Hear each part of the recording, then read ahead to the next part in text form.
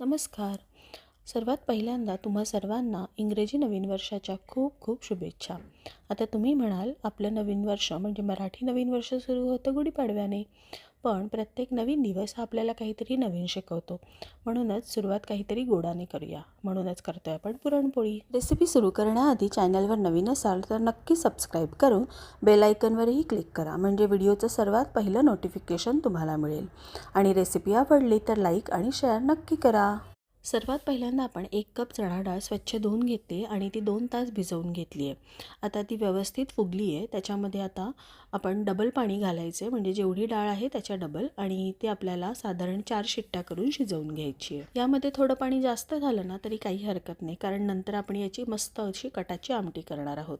आता डाळ व्यवस्थित शिजली आहे, ती आपण गाळून घेऊया आणि हे सगळं पाणी आपण निथळून घेऊया. या पाण्याची आपण करूया कटाची आमटी.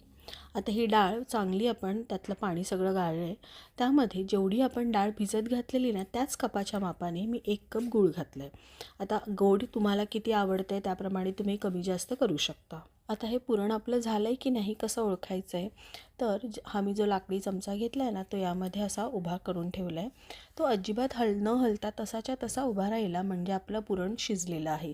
त्यामध्ये एक्स्ट्राचं पाणीही नाही आहे आणि जास्त आपल्याला याला अजून कोरडं करण्याची गरजही नाही आहे. आता मी गॅस बंद केला. सुंठ आणि जायफळ किसून घालायचं आहे आणि अगदी 1 टीस्पून एवढी वेलचीची पावडर घालायची आहे. पुरण आहे, गोडाचं आहे, चण्याची डाळ आहे, त्यामुळे सुंठ जायफळ नक्की घाला. त्यामुळे पोटाला अजिबात त्रास होत नाही. आता हे गरम असतानाच आपण ह्याला वाटून घेणार आहोत. मी इथे पुरणाची जी जाळी असते ना त्यामध्ये करून घेते बारीक अगदी. या अगोदरही मी पुरणपोळीचा व्हिडिओ केला आहे, ज्यामध्ये न वाटता पुरण कसं करायचं हेही मी दाखवलं आहे. त्याची लिंक मी खाली डिस्क्रिप्शनमध्ये दिलेली आहे, नक्की बघा. आता आपण पीठ मळून घेऊया. मी इथे 1 वाटी गव्हाचं पीठ आणि 1 वाटी मैदा घेतला आहे. 4 टेबलस्पून तेल घातलं आहे, ते आपण हळूहळू नंतर ॲड करायचं आहे. यामध्ये चवीपुरतं मीठ आणि अगदी चिमूटभर हळद घालायची आहे. हळद कोणाला नाही आवडत असेल, पांढऱ्या पुरणपोळ्या आवडत असतील तर नाही घातली तरीही चालेल. आता सध्या मी फक्त 1 टेबलस्पून एवढं तेल घातलं आहे आणि यामध्ये मी 1 वाटीभर एवढं पाणी घेतलं आहे. आपल्याला याचं अगदी सॉफ्ट असं पीठ मळायचं आहे. तुम्ही बघताय किती चिकट झालं आहे, सगळं हातालाही पीठ चिकटलं आहे. पण यामध्ये आपण थोडं थोडं जे तेल घेतलं आहे ना ते ॲड करायचं आहे आणि आता मस्त असा गोळा ह्याचा तयार झाला आहे. याला आपल्याला साधारण 1 तास असं झाकून ठेवायचं आहे. आपलं पीठ बघा छान अगदी मुरलं आहे. असं सॉफ्ट असं पीठ हवं आहे, म्हणजे आपल्या ज्या पुरणपोळ्या आहेत ना त्या अगदी तोंडात टाकताच विरघळणाऱ्या अशा होतात. हाताला थोडं तेल लावून पीठ मळून घेतलं आहे आणि इथे मी पुरणाचेही थोडे गोळे करून घेतले. जेवढे आपल्याला एका वेळेस हवे ना तेवढे तुम्ही करू शकता. बाकी सगळं फ्रीजमध्ये ठेवायचं आहे. जेव्हा हवं तेव्हा तुम्ही काढू शकता. 8 दिवस याला काहीही होत नाही.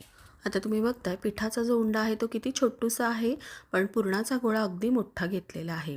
त्याला आता आपण भरून घेऊया. हाताला थोडं तेल लावायचं आहे आणि या पद्धतीने साईडने पीठ हळूहळू वर उचलत आपण त्याचं तोंड बंद करून घ्यायचं आहे.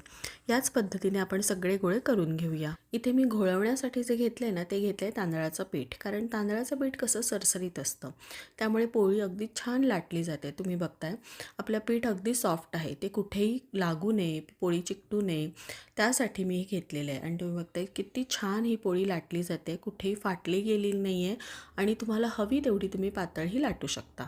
तवाही आपला मस्त गरम झाला आहे, त्याला थोडं तूप लावून घेऊया आणि पोळी घालूया. पोळी घातलं की लगेच त्याला अजिबात टच करायचं नाही आहे. मिनिटभराने बघा छान फुलली आहे. आता ह्याला टर्न करून घेऊया आणि आहा किती सुंदर कलर आलेला आहे. कुठेही ती लागलेली नाही आहे, फाटलेली नाही आहे. अशाच आपण सगळ्या पोळ्या करून घेऊया. मीडियम फ्लेमवर ना याला फक्त 1 ते 2 मिनटं लागतात आणि छान अशा आपल्या पुरणपोळ्या तयार होतात. मस्त टम्म फुगलेल्या सगळ्या पुरणपोळ्या इथे मी तयार करून घेतलेल्या आहेत. पुरणपोळीचं ताट म्हणजे दूध, तूप, एखादी उसळ आणि कटाची आमटी तर आलीच, सोबत वरण भात, लोणचं आणि पापड. तुम्ही काय केलं नवीन वर्षाच्या सुरुवातीला मला नक्की कमेंट करून सांगा. आणि पुन्हा एकदा सगळ्यांना खूप खूप हॅपी न्यू इयर. व्हिडिओ बघितल्याबद्दल खूप सारे धन्यवाद.